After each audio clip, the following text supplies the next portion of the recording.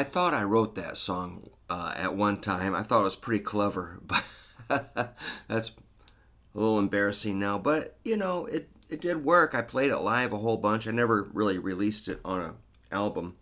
I was trying to copy. I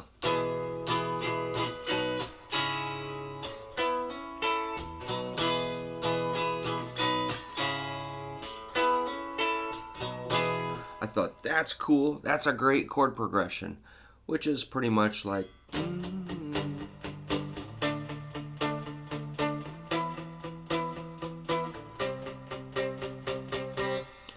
It's all the same. You've heard that in a lot of songs.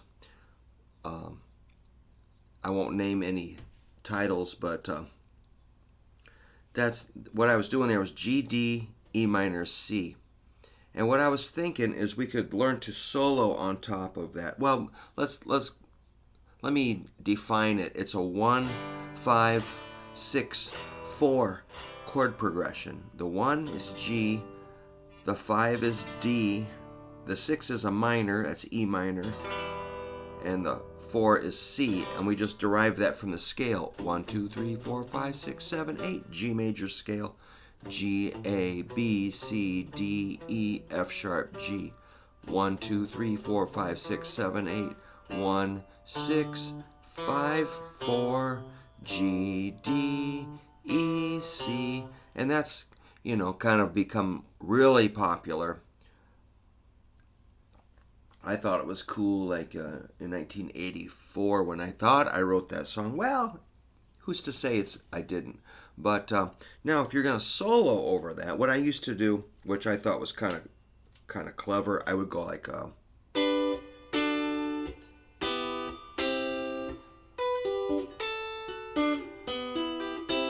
stuff like that, and that's using those triads that we've been working on. So we're applying some of those triads into a chord progression. Let's see if I can do it down here. I'm going to try to keep it in the low zone.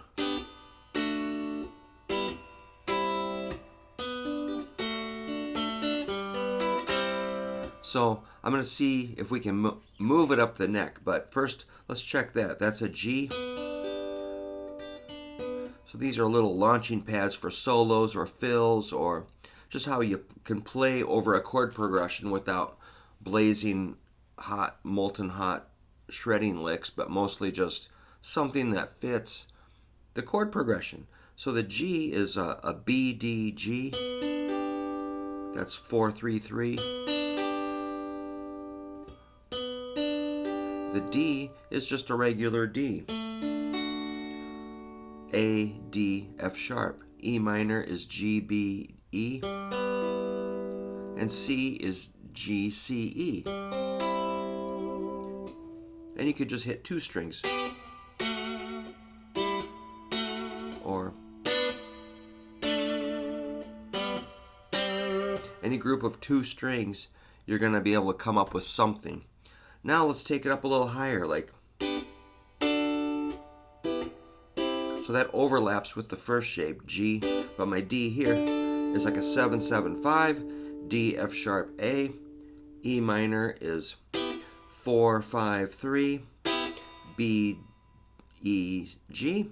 The C is 5, 5, 3. So a lot of notes overlap. That's G, D, E minor, C.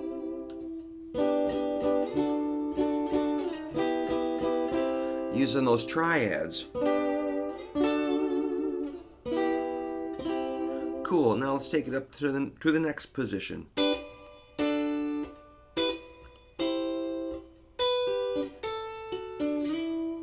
Oops.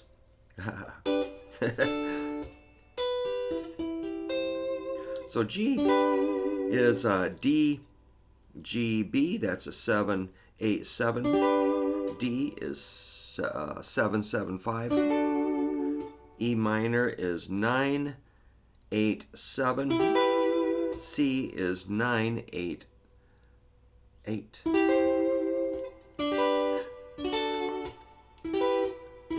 Are you recognizing the shapes? Okay, now let's go higher. Something like, let's see, maybe we should come up here. You could, you could go one way or the other on some of these, but here's a G. Mix and match. G is 12, 12, 10. D is 11, 10, 10. E minor is 12, 12, 12. And C is 12, 13, 12. A lot of numbers. It's just easier to learn the chords than follow what I'm saying, I suppose.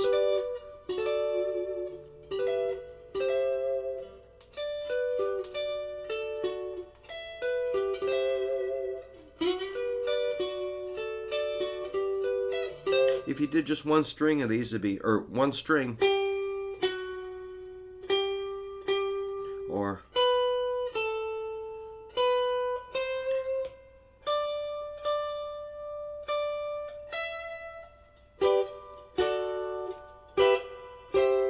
and then we're back to where we started, only an octave higher.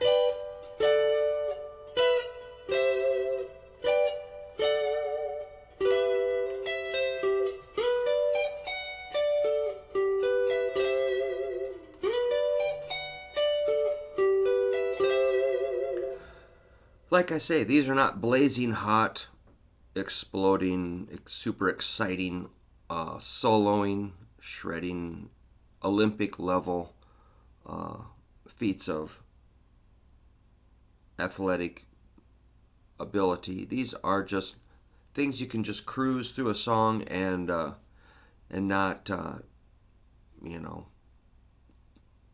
make ruffle any feathers, but just kind of blend in with some chords is kind of what I like to do. Dig it? All right, man. Work on that. Those are triads. Get into it. Thank you. See ya.